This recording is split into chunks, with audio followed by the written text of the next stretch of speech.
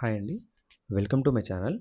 So, ఈరోజు మనం వచ్చేసి ఫండమెంటల్ రైట్స్ గురించి డిస్కస్ చేద్దాం ఈ క్లాస్‌లో. ఇక్కడ కొత్తగా వచ్చిన వాళ్ళు ఎవరైనా సరే, ముందైతే ఈ ఛానల్‌కి కొత్తగా విజిట్ చేసిన వాళ్ళు ఎవరైనా ఉన్నారంటే, వాళ్ళు లైక్ చేసి సబ్స్క్రైబ్ చేసుకోండి. ఎందుకంటే మనం రెగ్యులర్‌గా వీడియోస్ పోస్ట్ చేస్తూ ఉంటాం. ఈ Geography, polity, economy, Geography subjects నుంచి కష్టమైన కాన్సెప్ట్స్ అన్ని ఈజీగా ఎక్స్‌ప్లెయిన్ చేస్తూ ఉంటాం. ఓకే. సో, ఇవాళ మనం వచ్చేసి పాలిటీలో ఫండమెంటల్ రైట్స్ చూస్తున్నాం. మీకు ఎవరికైనా ఈ వీడియోలో ఎక్స్ప్లెనేషన్ మీకు ఎక్కడ నచ్చకపోయినా స్కిప్ చేసి వెళ్ళొచ్చు, ఎందుకంటే మనం అంత ఈజీగా చెప్తాం. సో కష్టపడి నేర్చుకోకుండా ఈజీగా నేర్చుకొని ఎప్పటికీ గుర్తుండిపోయేలాగా మనం ఈ టాపిక్ని నేర్చుకుందాం.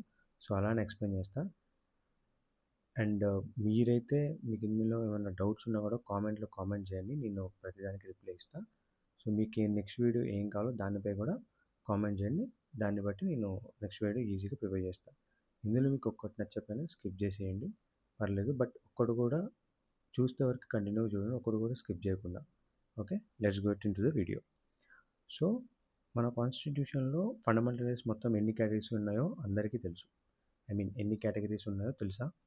నార్మల్ చాలామందికి నేమ్స్ తెలుసు, కానీ ఏ రైట్ ఏ ఆర్టికల్లో ఉంది, ఏ రైట్లో ఏ ఇంపార్టెంట్ పాయింట్స్ ఉన్నాయి అంటే కన్ఫ్యూజన్ వస్తుంది.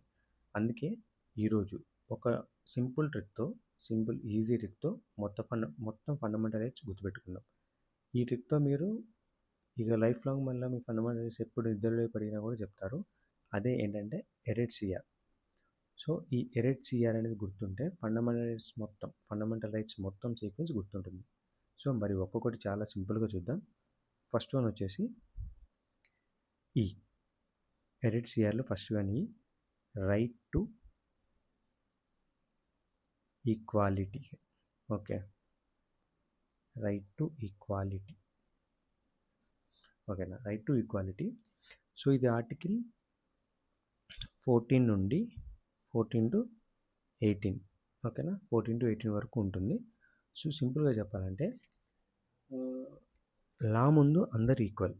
ఓకే, లా ముందు చట్టం ముందు అందరూ సమానం, చట్టం వల్ల సమానత్వం అందరికీ వర్తిస్తుంది. సో ఆర్టికల్ 18 వచ్చేసి ఏం చెప్తుంది మనకి? Equality before law and equal protection by law. ఓకేనా, ఇది చెప్తుంది. సో ఎరెట్ సిఆర్లో first equality, right to equality, article 14 to 18. Article 15 వచ్చేసి డిస్క్రిమినేషన్ ప్రొహిబిషన్ అని చెప్తుంది. డిస్క్రిమినేషన్, అణచివేత అనేది చట్టరీత్యా నేరం అనేసి చెప్తుంది. ఓకేనా, చట్టరీత్యా నేరం అని చెప్తుంది. ఆర్టికల్ 16 వచ్చేసి పబ్లిక్ ఎంప్లాయబిలిటీ. ఓకేనా, పబ్లిక్ ఎంప్లాయబిలిటీ అంటే ఈక్వల్ ఆపర్చునిటీస్ అని చెప్తుంది. సింపుల్గా చెప్పాలంటే ఈక్వల్ ఆపర్చునిటీస్ అని చెప్తుంది.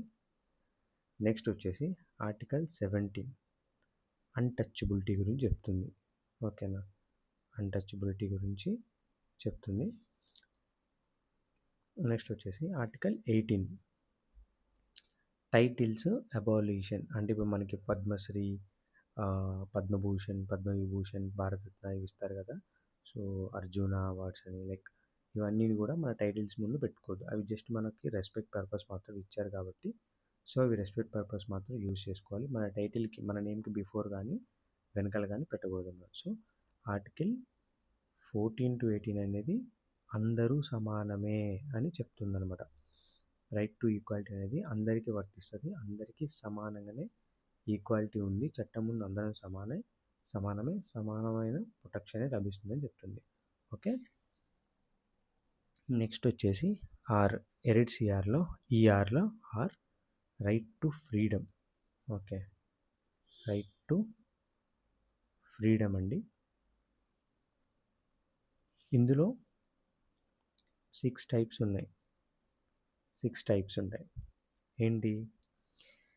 ఆర్టికల్ 19 నుంచి 22 వరకు ఈ రైట్ టు ఫ్రీడమ్ అనేది మనకు అందరికీ ఉంది. సో ఇందులో ఆర్టికల్ 19 చాలా ఇంపార్టెంట్. ఆర్టికల్ 19లో సిటిజన్స్కి 6 ఫ్రీడమ్స్ ఉంటాయి. ఆర్టికల్ 19 అనేది ఒక ఆర్టికల్. దీని ద్వారా 6 ఫ్రీడమ్స్ ప్రతి ఒక్కళ్ళకి ఉంటాయన్నమాట. ఓకే, అందులో ఏంటి స్పీచ్ ఉంటుంది, ఎక్స్ప్రెషన్ ఉంది. ఓకేనా, ఎక్స్ప్రెషన్ అండ్ పీస్ఫుల్గా అసెంబ్ల్ అవ్వచ్చు, అసోసియేషన్ అవ్వచ్చు, అంటే గ్యాదర్ అవ్వచ్చు. ఓకేనా, పీస్ఫుల్గానే.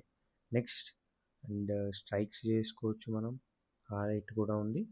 రెసిడెన్సీ, ఎక్కడైనా నివాసం ఉండొచ్చు. ఓకేనా, తర్వాత ప్రొఫెషన్, ఏ వృత్తినైనా ఏ పనైనా చేయొచ్చు. నువ్వు భారతీయ పుట్టినందుకు, భారతీయ పౌరుడిగా నువ్వు ఏ పనైనా భారతదేశంలో ఎక్కడైనా నివసించి ఎక్కడైనా ఏ పనైనా చేయొచ్చు అనమాట.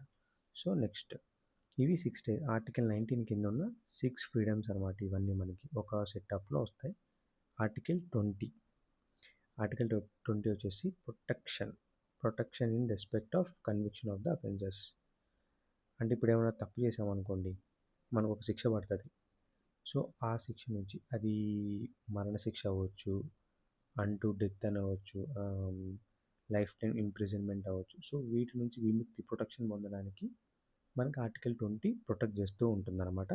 నెక్స్ట్ వచ్చేసి ఆర్టికల్ 21, ఇది వచ్చేసి protection of life to freedom of a life. ఓకేనా, protection of life and personal liberty. So ఇది ఒక రైట్ టు లైఫ్ అండి. ఎవరికైనా ఎవరికైనా జీవించే హక్కు ఉంది. ఓకేనా, జీవించాలి కూడా ఈ ఆర్టికల్ ప్రకారం. ఓకే, ఆర్టికల్ 21 ఏంటి, right to life and protection of life and personal Liberty. ఓకేనా, దీంట్లోనే ఆర్టికల్ 21A రైట్ టు ఎడ్యుకేషన్ని చేర్చారు. మనకు తెలుసు కదా, right to education is fundamental from ఎక్కడి నుంచి, 6 నుంచి 14 సంవత్సరాల పిల్లలకి ఎడ్యుకేషన్ అనేది పక్కా. ఎవరైతే వాళ్ళ కేర్ టేకర్ ఎవరైతే ఉన్నారో వాళ్ళ దగ్గర నుంచి ఖచ్చితంగా ప్రొటెక్షన్ జరగాలి, ఎడ్యుకేషన్ ఖచ్చితంగా ఇప్పించాలి, వాళ్ళ బాగోగులని చూసుకోవాలని చెప్పేసి article 21A right to education చెప్తుంది అనమాట. నెక్స్ట్ ఆర్టికల్ 22 అండి. Article 22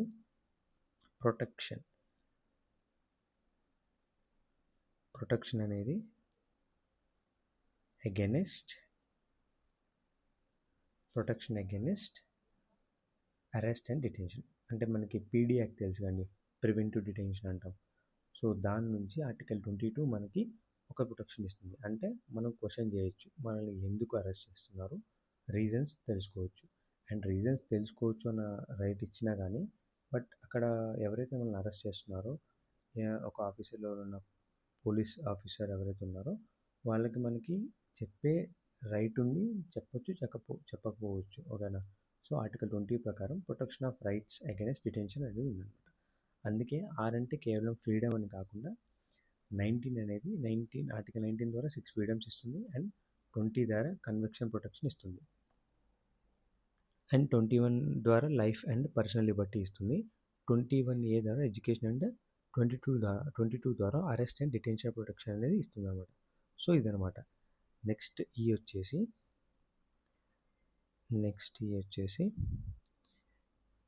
right against exploitation.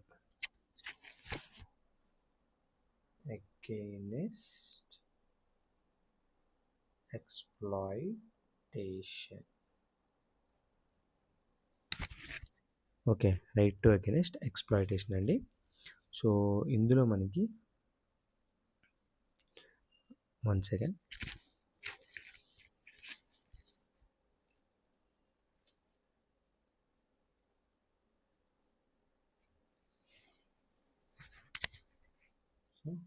Article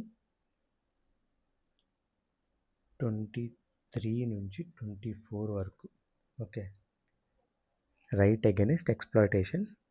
ఓకేనా, ఇక్కడ ఈ అంటే ఎక్స్‌ప్లాయిటేషన్.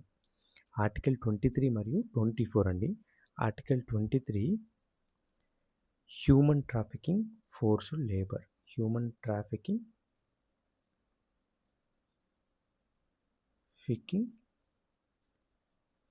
Forced labour. ఓకే, నిషేధం. ఓకేనా, ఫోర్స్డ్ లేబర్ అండ్ నిషేధం. ఓకే, ఇక్కడ ఆర్టికల్ 23 ఏంటంటే హ్యూమన్ ట్రాఫికింగ్ తెలుసు కదండి. కిడ్నాప్స్ కానీ, పిల్లల్ని పని చేయించడం కానీ, అంటే ఫోర్స్గా మనం పని చేయించడం కానీ అనేది చేయరాదు. పిల్లలైనా పెద్దలైనా ఫోర్స్గా వెట్టి చాకిరీ అంటాం కదా, అది చేయకూడదు. అండ్ కిడ్నాప్లు, హ్యూమన్ ట్రాఫికింగ్ అనేది జరగకూడదు. సో నెక్స్ట్ వచ్చేసి ఆర్టికల్ 24 ఎక్స్‌ప్లాయిటేషన్ అగైనెస్ట్ ఎక్స్‌ప్లాయిటేషన్ అనేది దాంట్లో 23 ఉంది. 24 వచ్చేసి child labour right to against child labour and in hazardous work. అంటే పిల్లలు ఎవరైతే 14 సంవత్సరాలలోపు ఉన్నారో వాళ్ళు ప్రమాదకరమైన స్థలాల్లో పని చేయకూడదు అని చెప్పేసి వాళ్ళకి అలా చేయించే వాళ్ళకి ప్రొటెక్షన్ ఇస్తూ ఆర్టికల్ 24 మనకి కాన్స్టిట్యూషన్లో రాశారనమాట. సో ఈ for the exploitation article 23 to 24. And next వచ్చేసి రైట్ టు, ఓకేనా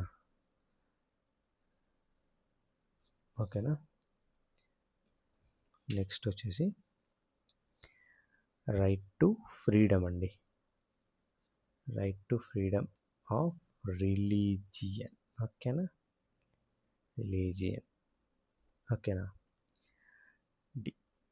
డి అంటే ఫ్రీడమ్ ఆఫ్ రిలీజియన్. ఓకేనా, వచ్చేసి ఇందులో ఆర్టికల్ 25 నుండి 28 అండి. ఓకే, 25 నుండి 28